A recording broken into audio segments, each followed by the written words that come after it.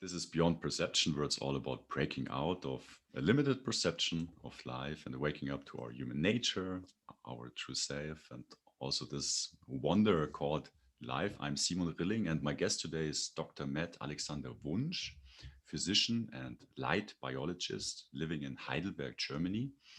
He researches, consults, and teaches on the effects of light, color, and radiation upon human and environment. Welcome, Dr. Alexander Wunsch. Welcome. It's a great pleasure to have you here, and I'm really excited to have you as a guest today because I listened to you live at the Flow Fest 2019, almost 2 years ago in Munich. And the Flow Fest is a German biohacking conference. And I believe this was the first time that I really was introduced to the importance, the impact of light for our health. And we set some topics for our conversation today. And before we dive into those topics are language and self-programming. And the other one is chronobiology and chronotherapy. And before we start talking about those, I would love to just hear a little bit if you want to share about your background and if I can say this also a bit of an unconventional approach to health. How did you become interested in the relation between, for example, light and health, leading you to what you're doing today? Um, well, I studied medicine many years ago, and these days I increasingly realized that I had been teached kind of prescription medicine, which is mainly based on pharmaceutical products. And these days I felt kind of honored when people in my personal environment learned that I'm studying medicine. I was proud of being able to give them tips about the medication in certain disorders. And I realized that this is not really my thrive to just practice medicine with a pencil or a pen and prescription block. So I started to become interested in not biochemically based medicine, but biophysically based medicine. So what can I do in terms of using the physical environment, the impact of biophysical technology on one hand, and in terms of changing behavioral patterns in order to reprogram yourself by using techniques and technologies which are accessible to each and everyone. So when we talk about language, this is everybody uses in everyday life and in all the different facets of our lives. And this is something everybody can actually practice in their lives. And for example, sunlight and artificial light is something more from not the behavioral part of life, but more from the physical environment, which should be controlled in a diligent way in order to increase health and in order to decrease potentially negative impacts. So, for example, electromagnetic waves can be beneficial, but then they also can be deleterious. Let's think about using a smartphone. If you have your smartphone under your pillow during the sleep, it might be deleterious to your regenerative processes during sleep and might affect brain function in a negative way. But on the other hand, if you call emergency via the smartphone, it can save your life. So yeah, this is in more than a few words the my driving force. This has been my driving force since I studied medicine. And the first thing after the university courses stopped was not to get into the everyday life medical practice in a hospital, but the first thing I was doing after my studies was I founded a company and started building a little unit called BrainMan, which produced frequencies from the brainwave range in order to influence positive brain function and vegetative functions in the body, improving your learning capabilities and your memory and so on. So I started practicing biophysical methods directly after my university phase of training. Thank you very much. And like from my perspective, and is that, and I'm really curious to hear what you, or how do you see that when I listen to what you just shared, and also looking at conventional medicine, it seems more like treating the symptoms or prescribing something to fix a symptom, but it's not really looking at the underlying cause. And from what I understand, or what I imagine, that if you like what you're sharing, it's more about looking at the root cause of what causes that symptom, and that might be our behaviors, the environment affecting somehow our well-being, and that like and that's something I'm guessing now, but also that frequency or light is very much at the root of our well-being, but then also our or any disease or illness. Does that make sense from putting that together that way? Or yeah, absolutely. My approach to health and restoring and regaining health is indeed to look for the root causes and to make rather little changes in the right place instead of waiting until severe symptoms come up, which have to be treated in a kind of massive manner. And yeah, this absolutely makes sense, and this has been conveyed.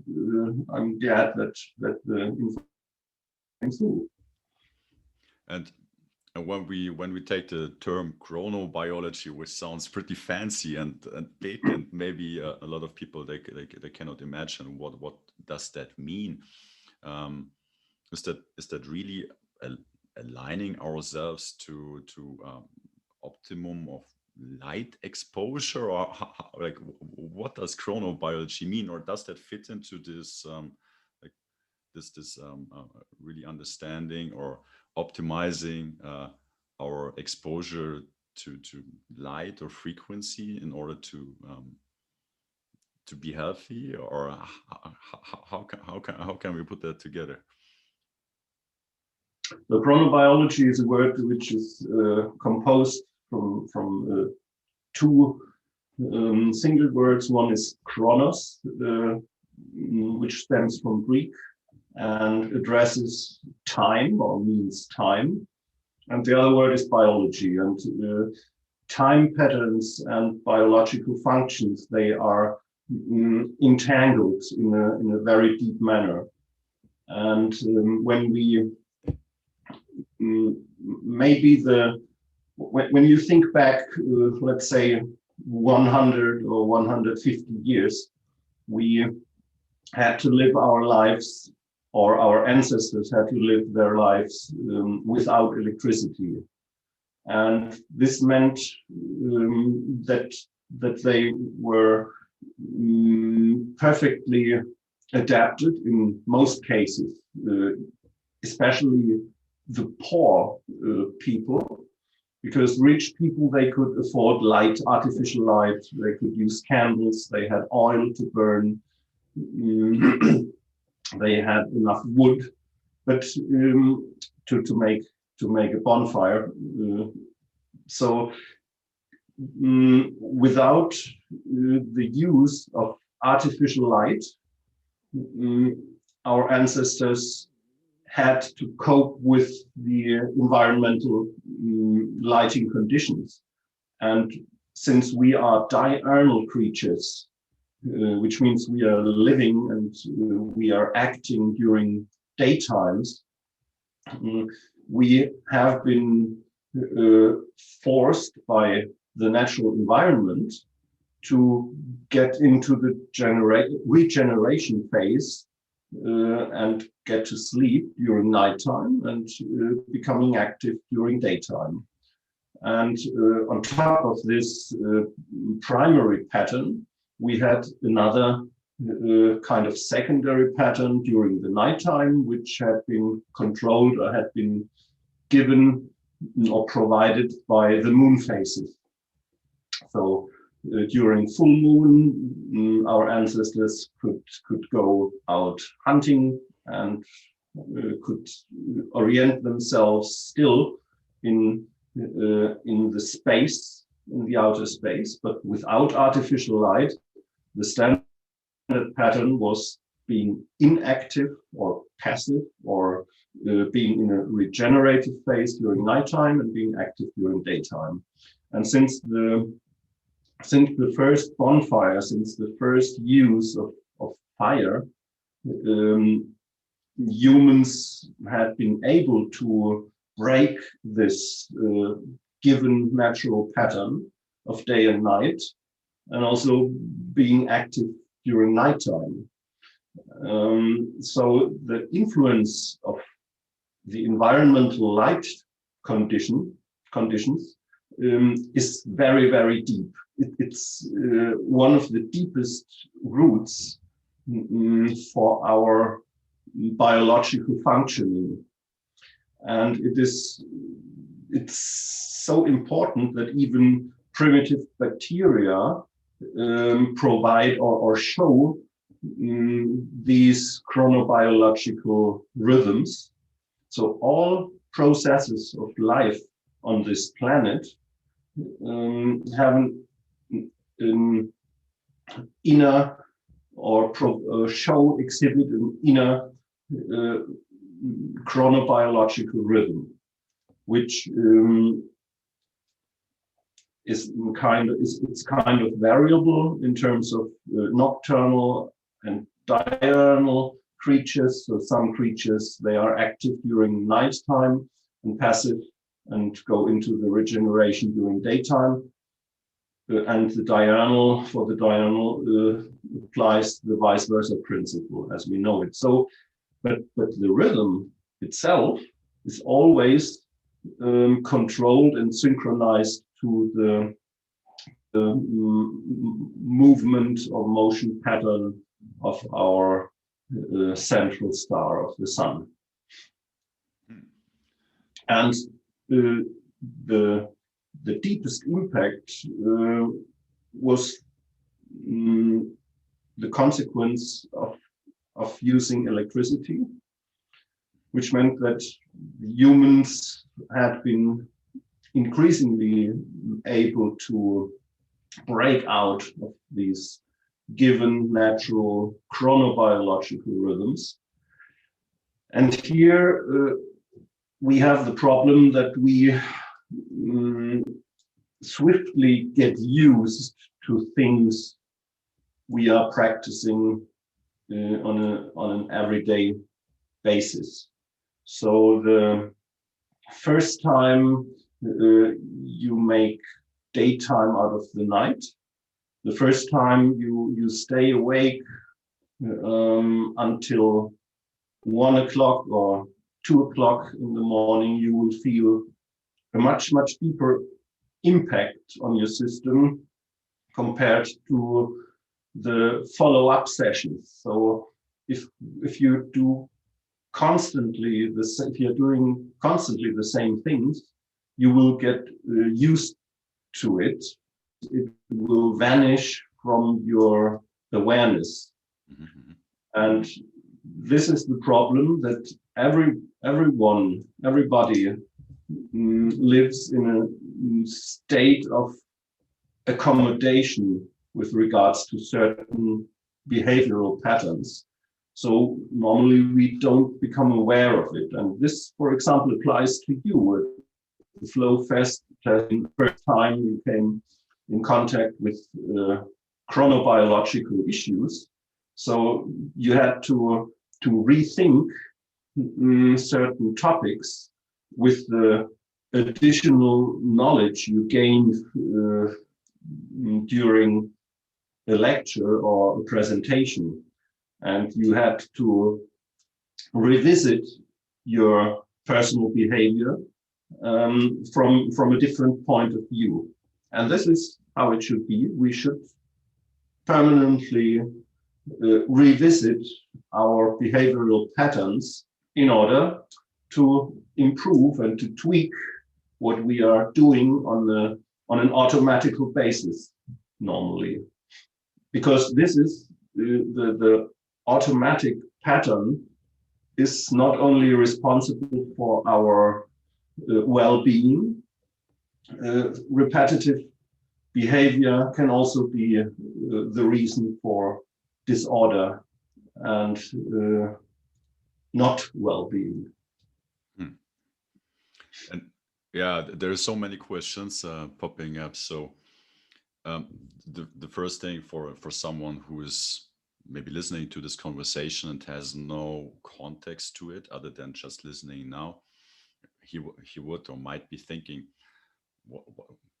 what's the problem? So there's the sun is light. I have my lamps at home. That's light too. What's the difference? And from what I understand or what I know, there's a big difference, like depending on what light source you are using or being exposed to. And the other thing you mentioned is that basically if I'm not aligned to, for example, the day-night rhythm, if I work at night or if I sleep at day, that has massive impacts or consequences for my well-being, because my body is kind of set up to be aligned to the day-night cycle. And if I don't live in line with that, my health is suffering. Can I translate that somehow into that simple concept? You can say it like that. What is the difference if you are acting under the sunlight or if you are acting under your artificial light? To say it in very simple words, the difference is the sun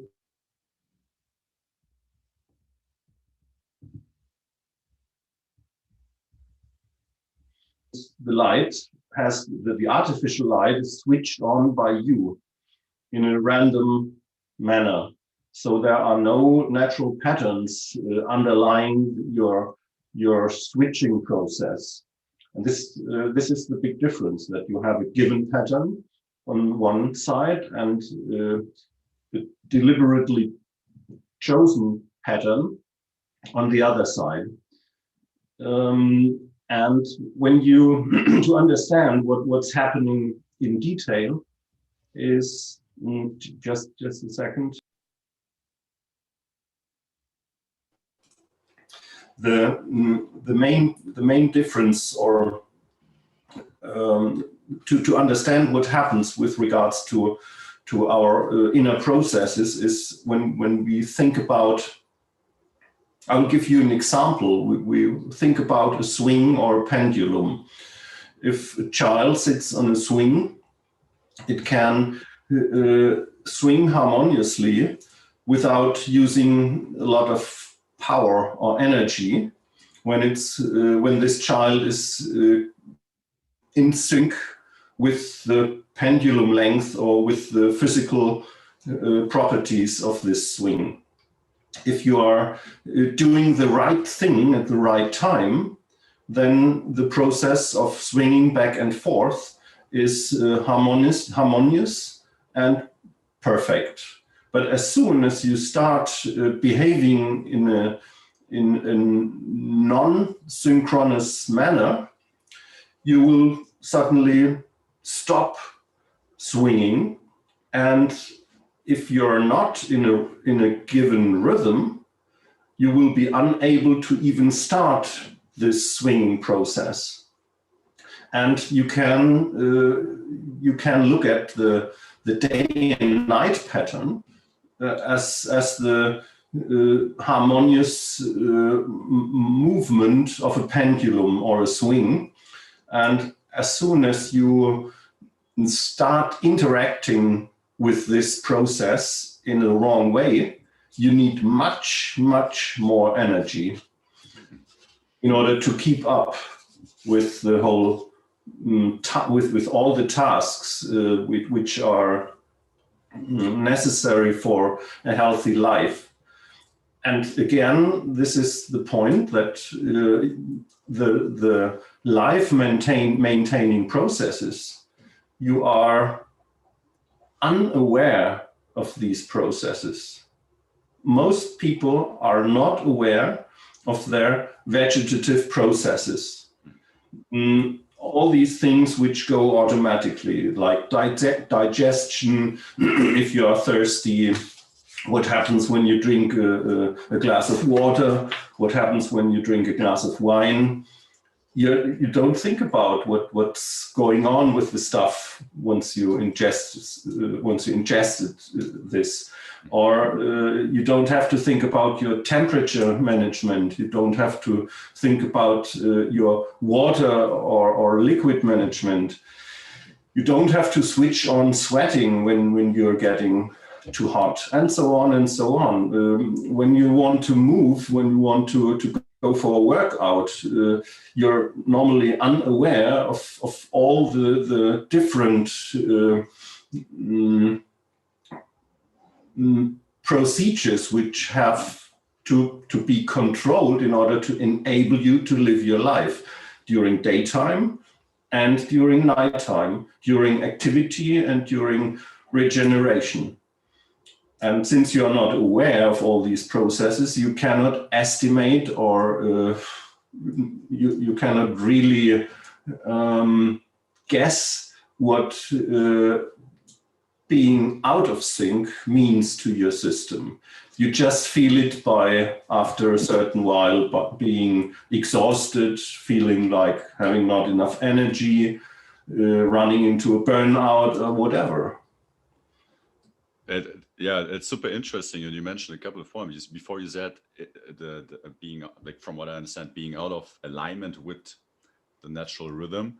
You said it's the deepest like root, like or the deepest biggest environmental factor for our health. And you also said that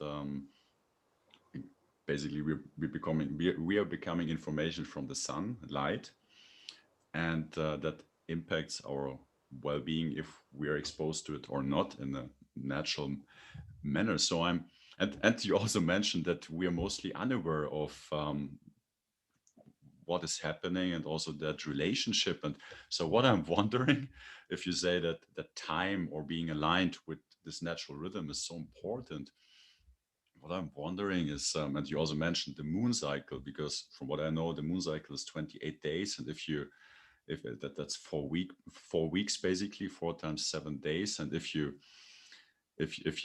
define that as a natural rhythm, and you look at what we have in terms of months, which would seem a bit arbitrarily chosen, like we end up with 12 months. But if you actually divide the number of days per year through the moon cycle, you would end up with 13 months, which seems to me being more aligned with the natural rhythm. So that was something I was wondering, like how we define time, weeks, months, even the year.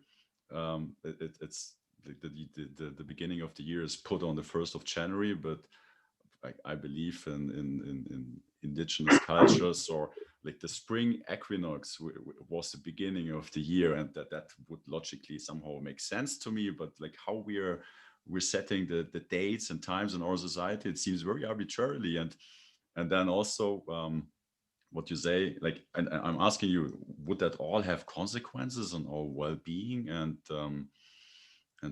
that that's something I never thought about. Yeah, that all those things have impact on my health. So if you would change the number of months into a prime number 13, you would run into other problems with regards to calendars and so on, because how would you then divide it by 4 for the different seasons and so on and so on? But just as an example, but of course these attempts to structure time as we experience it, they have been very important to humans from the very beginning.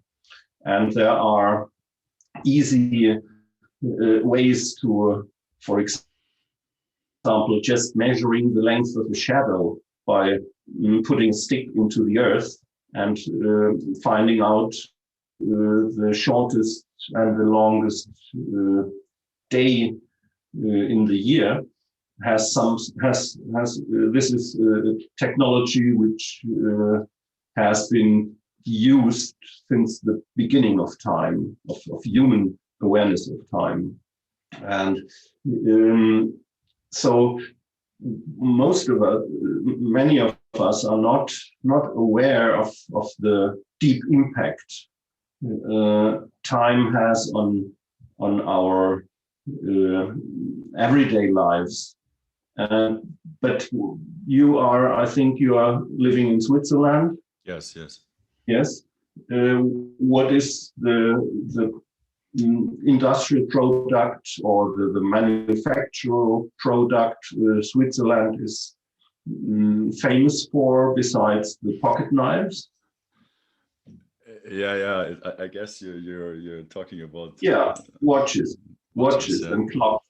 Mm. And if you just look at this, then you get an idea. If you can purchase a wristwatch for 2 million Swiss francs, because it's a tourbillon with many complications, and so this is another sign of the importance humans are giving to time.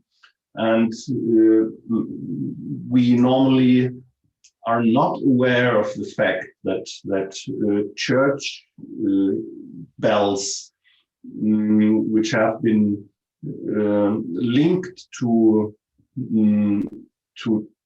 timekeeping, had a very deep impact on our lives. And before Europe had been equipped all over with churches giving the time by ringing the bells several times during a day.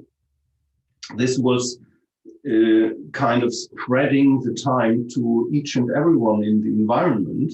And before these times, people were living kind of different lives, because they just looked at the sun, they looked at the moon, and they got an idea about their positioning in time, in the chronobiological pattern.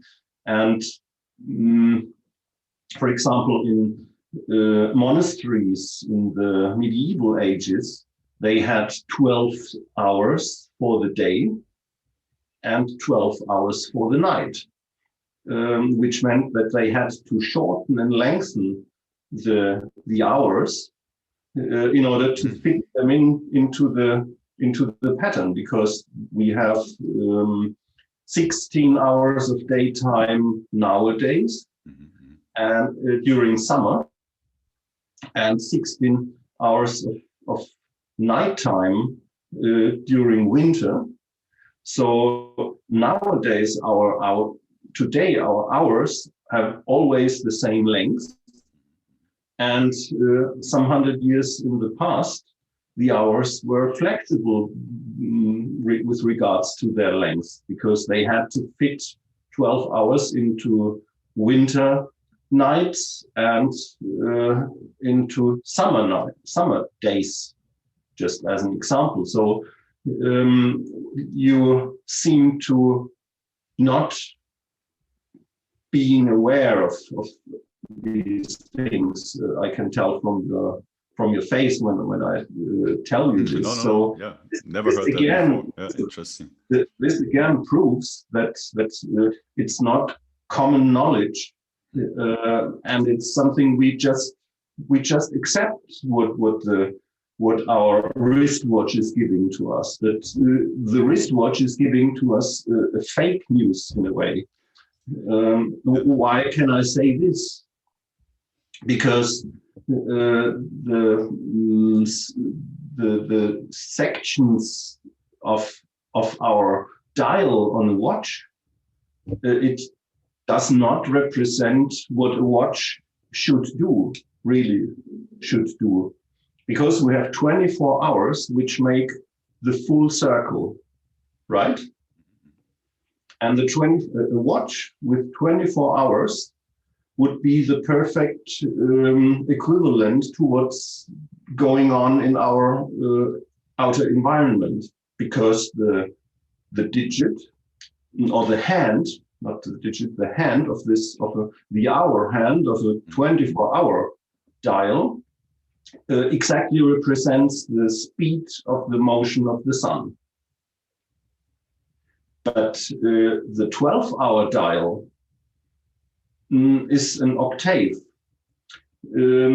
while the sun fulfills the circle in 24 hours. The hand of a 12-hour dial goes 2 times around. So this is not the direct representation of the movement of the sun anymore. So this is one first step into a distractive direction, which increases the difference between natural occurrences and our understanding.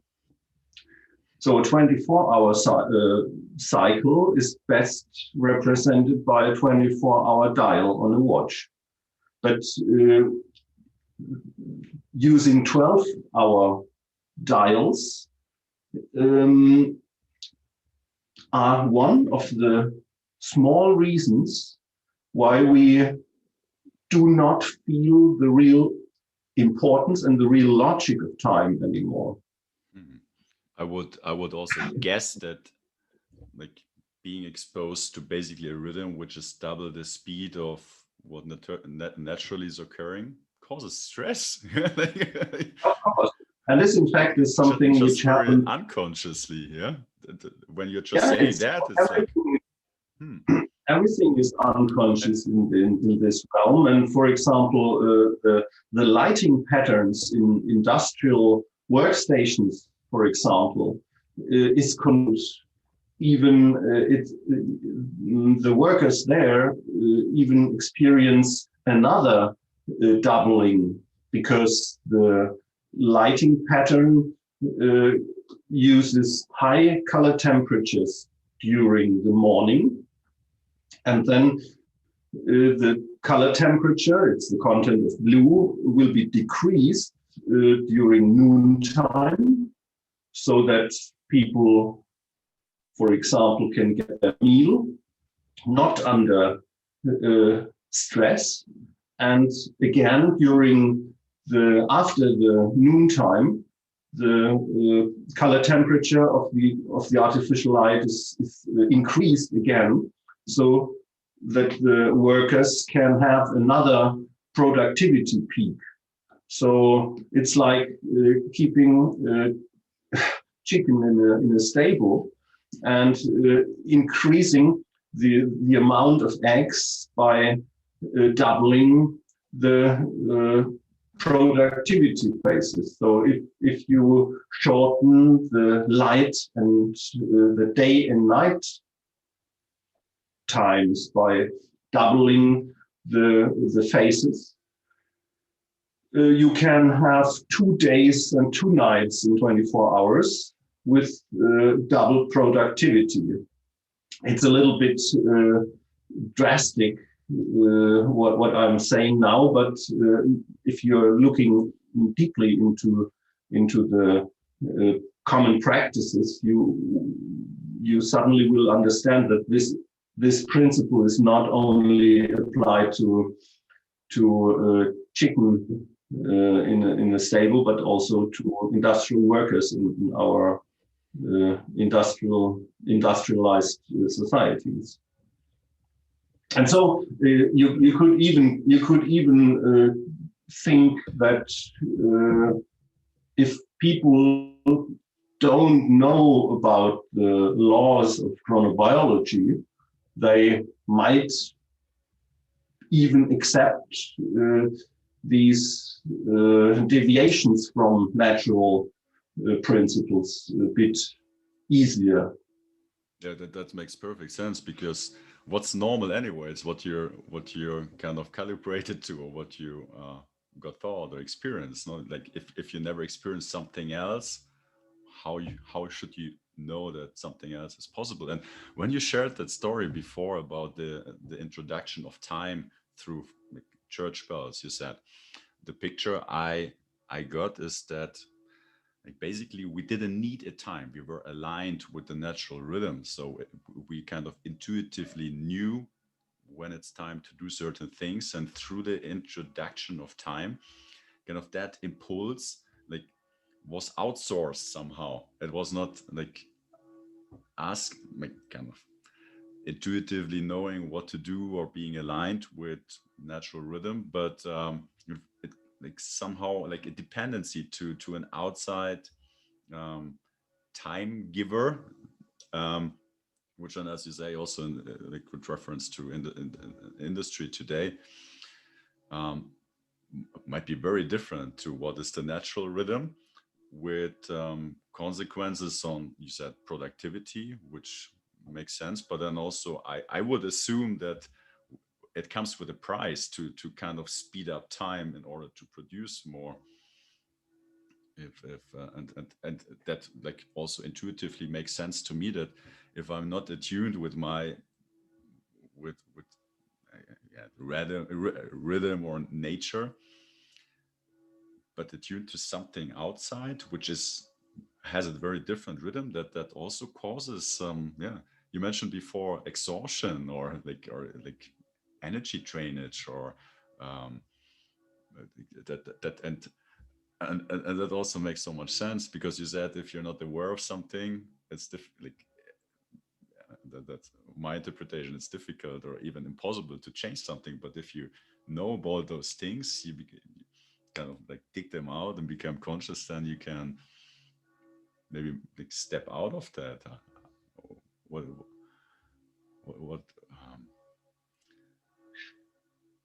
Yeah, it's a different kind of life. And when I just listened to your impressions, another example came to my mind.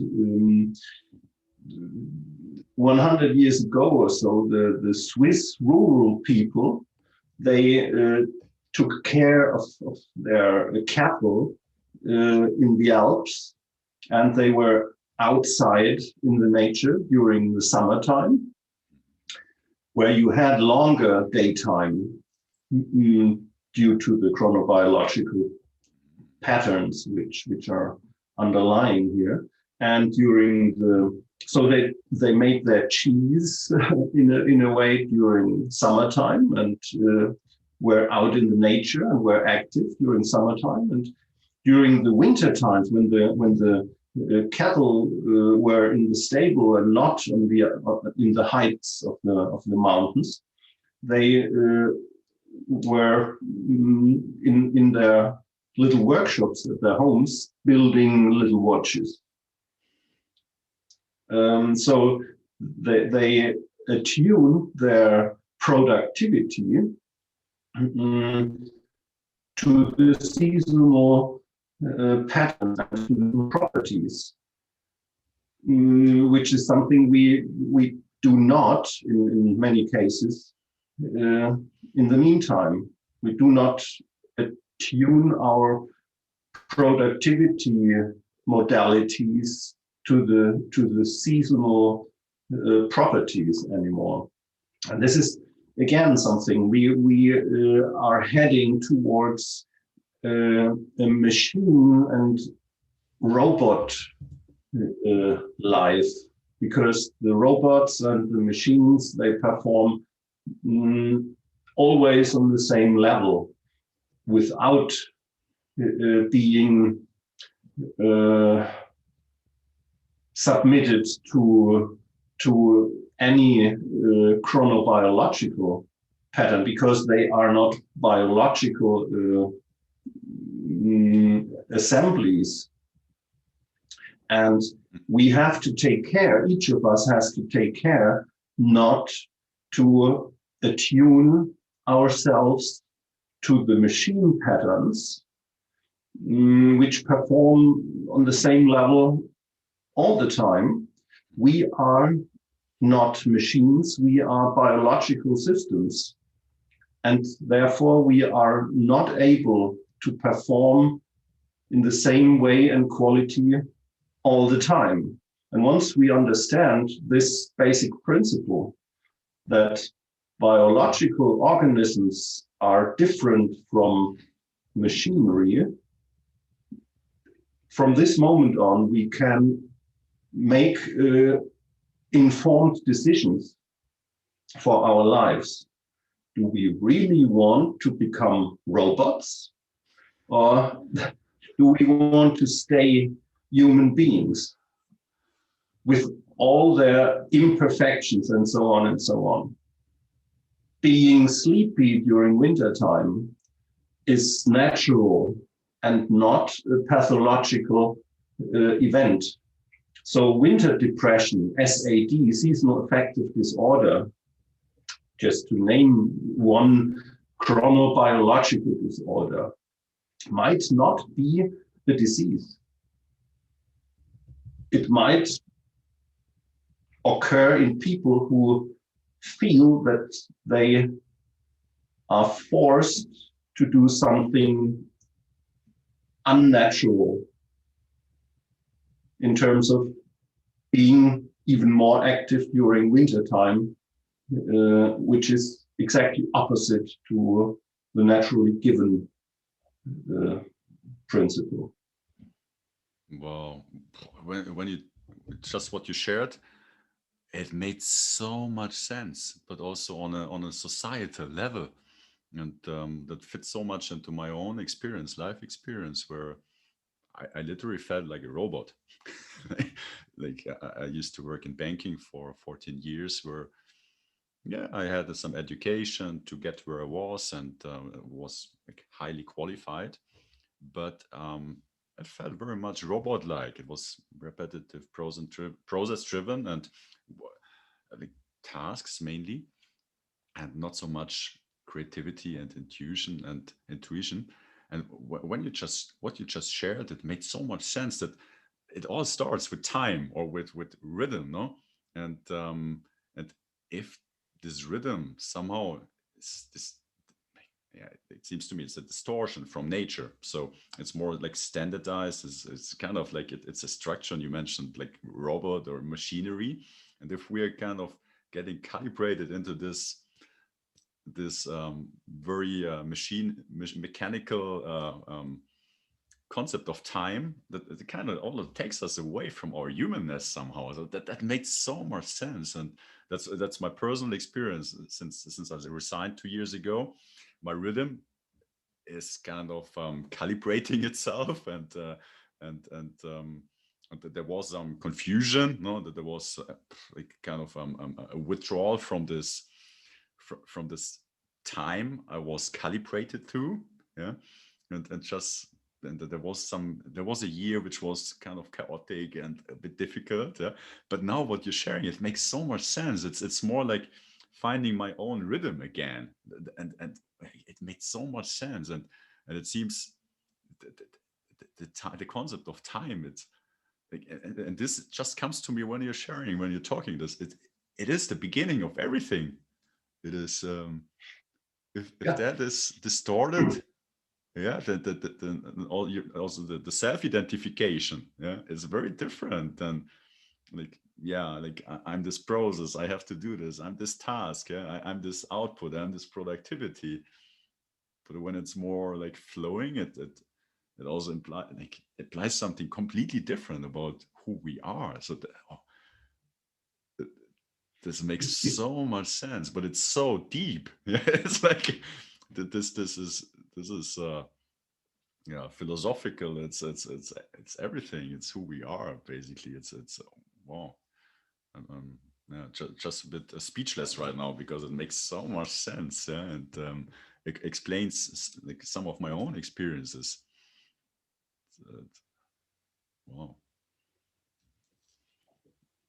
And yeah, okay. So we established that, like, we as a society, we might not so much be in line with natural rhythm. So, but then also you might say, okay, now that I know that, but what can I do? Like, I have this job, I have this contract, this employment, etc. I'm part of the society, and like, yes, now I know it, but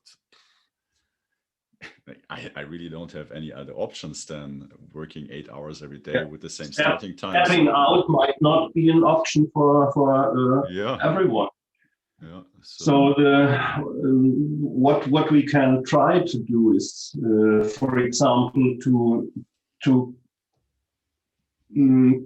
get back to some rhythmical or rhythmically structured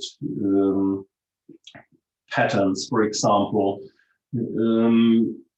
have established fixed times for eating, just as an example. Setting certain fixed points in your lives. Each and every fixed point you can re-establish contributes to a better physical and psychological and emotional health. Even if you are, if you have to obey to some given things and you have to be flexible during in your profession, for example. But once you understand how important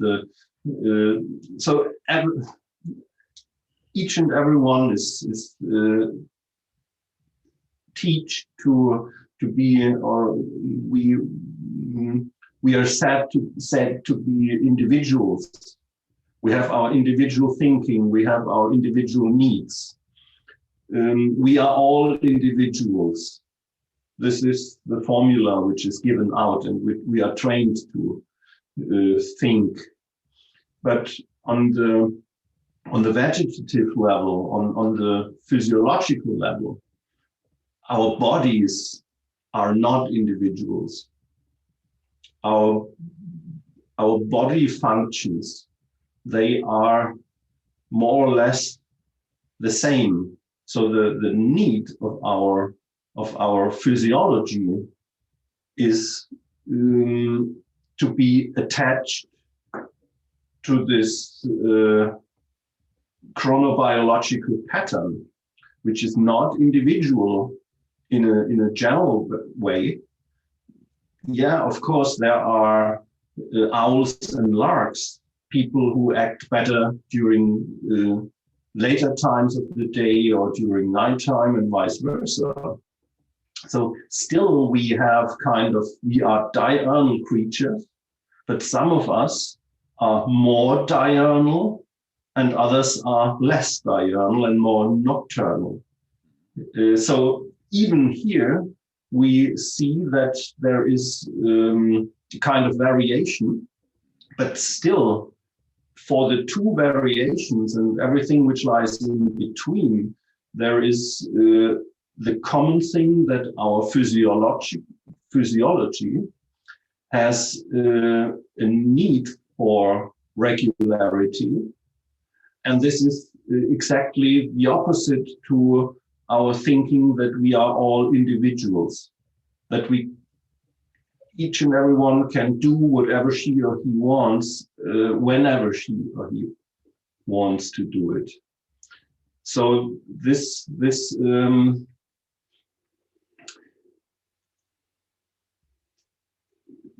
these two opposite principles have to be brought together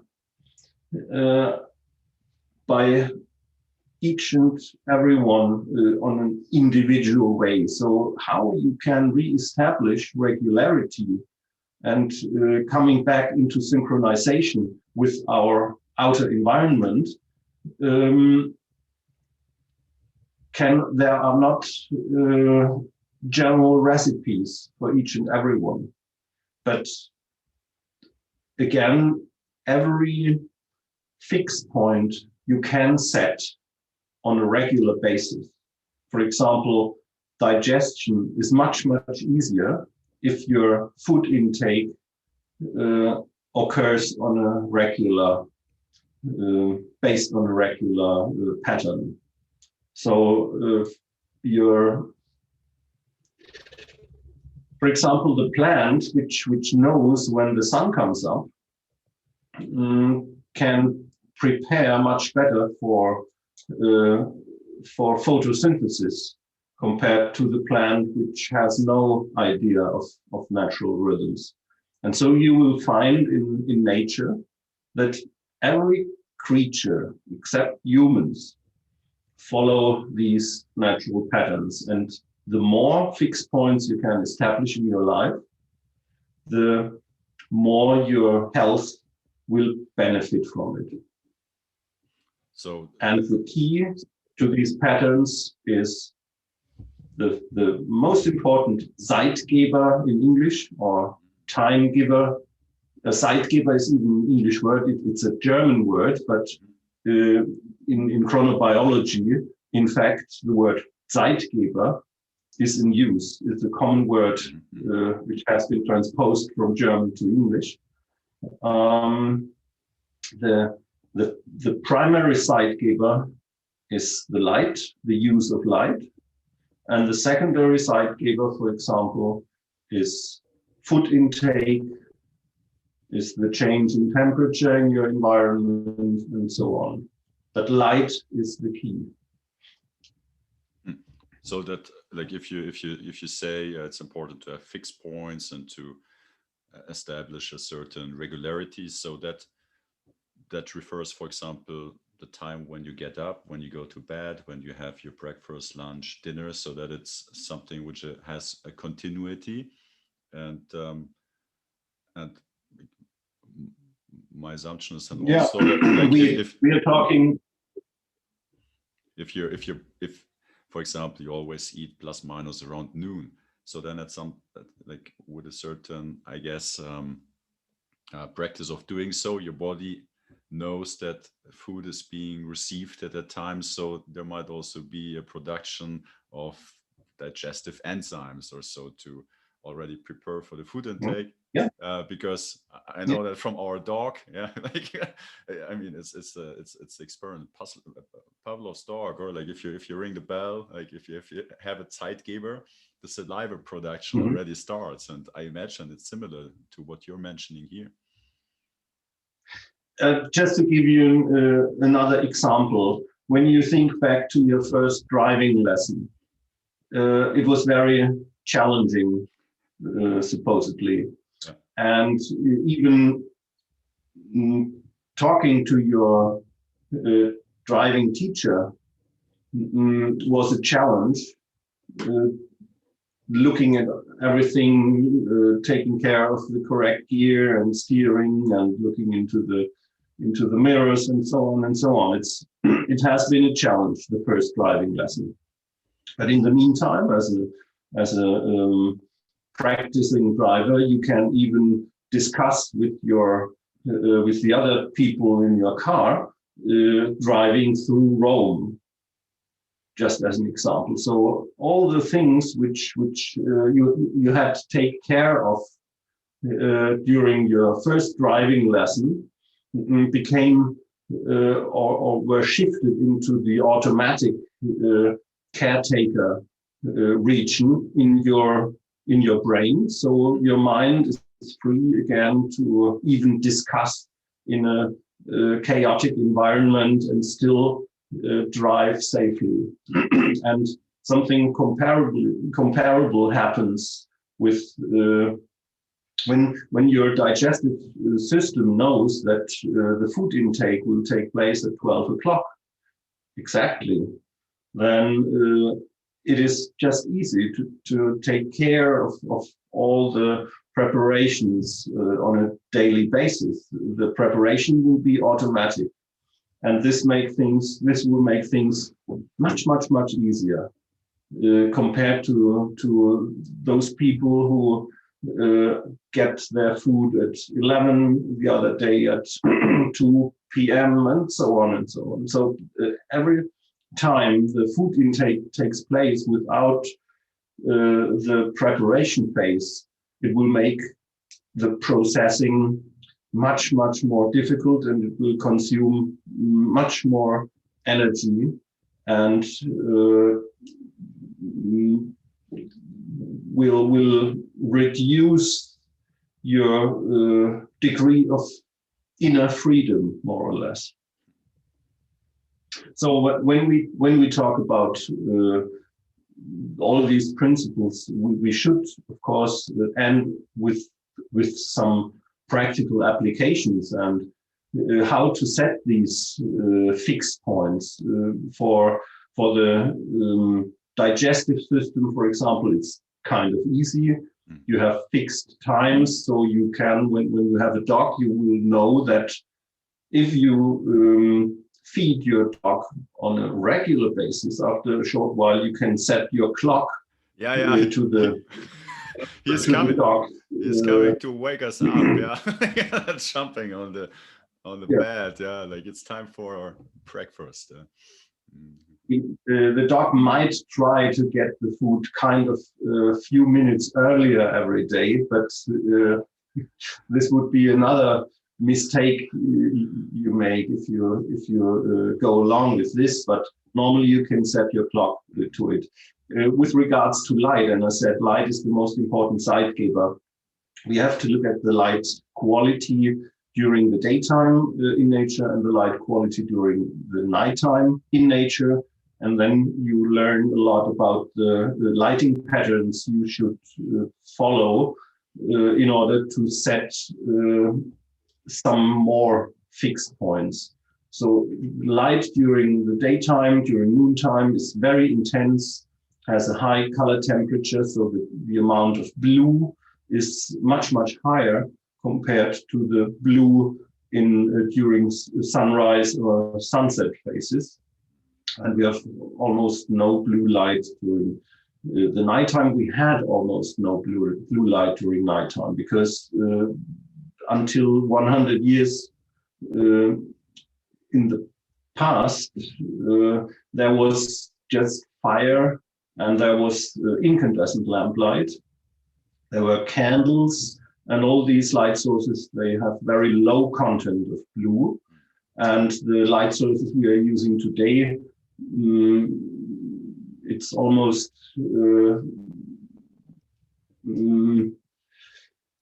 all the light sources you can purchase are LED light sources, and the principle of LED light creation is that you have a blue LED and you have a phosphorus substance, a fluorescence substance combined with the blue LED, and the blue light from the LED excites the emission activity of the fluorescent substance of the phosphorus. And in combination of the blue and the more yellow and red from the phosphorus, you get the appearance of a kind of white light. But this white light is composed differently compared to natural light sources. So using LED lights always means that you have a higher risk of exposing yourself to higher amounts of blue, and this has the strongest impact during evening and nighttime. Because this blue content increases the stress hormone level and decreases the regeneration hormone level. This regeneration hormone is called melatonin. And if you are exposed to blue enriched light during evening and night times, the melatonin secretion goes down or is even suppressed completely, which means that your body is unable to regenerate. So a practical application for setting up another fixed point using the lighting condition is you might accept being exposed to blue enriched light during daytime. Your body can cope with higher intensities of light during daytime, but you should take care of reducing blue enriched light levels and light intensities in general during the evening and nighttime. So, for example, having just a small, if you have to go to get up during nighttime, for example, to go to the bathroom, you never should switch on your normal illumination, because light coming from above during nighttime at this intensity is completely unnatural and will disturb your inner chronobiological rhythm. So using a candle or using a small orientation light, which ideally would be yellowish instead of bluish or even yellow, and which is just bright enough to give you orientation in space, would be ideal for illumination during nighttime.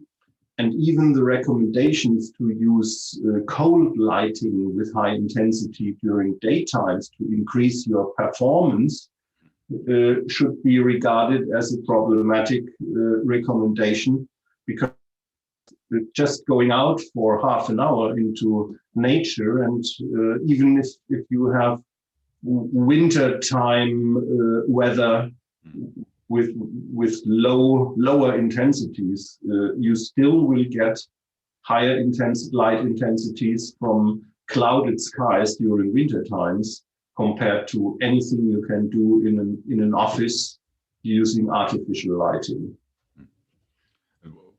Using yellow glasses, for example, especially during evening and nighttime or during computer work, would also be a recommendation in order to just reduce the negative impact, which definitely comes from our technological appliances like computer screens, LED lighting, and so on. Well, one of the recommendations or circulating within the biohacking communities are also those blue light blocking glasses, or having a blue light filter on your laptop or computer. They, from what I understand, also kind of compensate a bit the negative effects. What I'm curious also, like what you're sharing with us here, aligning yourself to basically the rhythm again in terms of light exposure, but also practices routine. Is there also, and I would, is that all part of chronotherapy, or is there also technology which can help us mm, to maybe expose us to natural light frequencies, or to compensate some of the negative effects we already might have accumulated. Um, is there like what does the label chronotherapy all um, include? Yeah, like, Yeah, it might include many different measures. For example, we know in the meantime that the time of the day where you take medication will always also have an impact on or will influence um, the strength of the medication you're taking. So you might even reduce some pharmaceutical products in their dosage when you um, take into account that this specific compound will act differently during different daytimes. There are also technological approaches, for example, already talked about it, increasing the content of blue, to give your system a kick. But I'm I'm kind of careful with with these technological approaches which work via increasing certain stimuli technically, because the history of photobiology, for example, shows that technicians have the tendency to think that they can do better than nature. They can construct better light sources than the sunlight. They can construct better light sources than fire. And in the end, it proves almost every time that we have to pay for each attempt to do it better than nature. There is some aspect we normally do not think about in advance, but after a certain while of applying a certain technology, we normally find out that there is a drawback, that there is some aspect we didn't think about, which adds some negative effect to what we think is better than nature. So due to that, or for that reason, I'm careful with regards to doing it better than nature. And since we have, as long as we have access to natural stimuli, training, setting up these fixed points, expose ourselves to also the weather, to experience the cold of winter as well as the heat of summer, instead of controlling the climate conditions inside our buildings. Yeah, all these things are building blocks for natural health and well-being. All these natural things and the artificial things, they make it more comfortable in many cases, but they will all have or carry with them some drawbacks and negative aspects. So it's instead of compensating something with another stimuli, it's more about kind of removing the stimuli which are not beneficial to us. And yeah, and you mentioned before, and that was also one of the topics we set for today, the importance of language and how we self program us with our language. And yeah, but from yeah. this is a topic. This is a pot we should not open the lid today.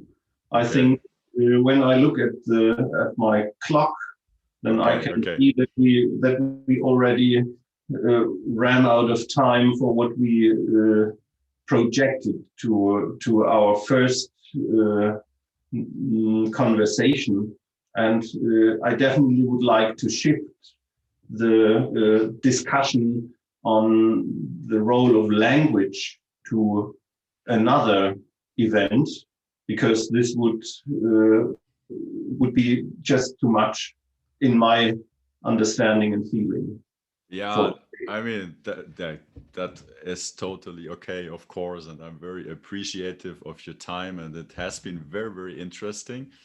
And I would love, to be honest, I would love to hear about your view on language and its importance, because from what I understand it all comes really down to change our unconscious habits, or mostly unconscious habits, or become conscious of our behaviors, habits, and then consciously decide how we want to structure our lives, or our habits, etc. So and that is maybe simple, but it's not easy. So I will, of course, love to hear how you help your clients, and to actually integrate it into their lives. But uh, yeah, at this point, thank you so much.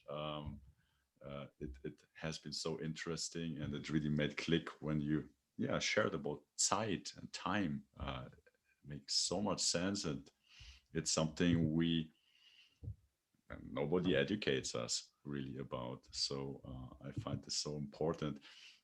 Um, is there something else you want to share to the listeners? Any advice, recommendation, or maybe a project you're working on?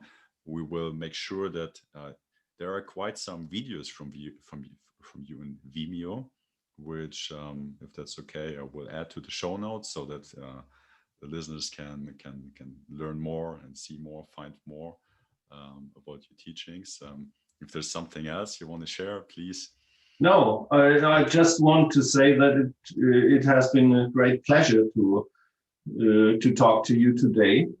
And no, I have nothing to add to it, except to thank thanks to your audience, or to our audience as well, to going with us along the path we were following for this conversation. Yeah. Okay.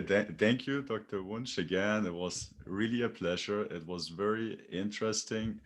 A lot of new perspectives, which I personally have never heard before. So, thank you very much to taking the time, be here, and share your experience, your wisdom, and knowledge with us. Thank you so much. And I have the hope that there might be another conversation at some point in the future, but we will see. Thank you very Thank much. you. Yeah.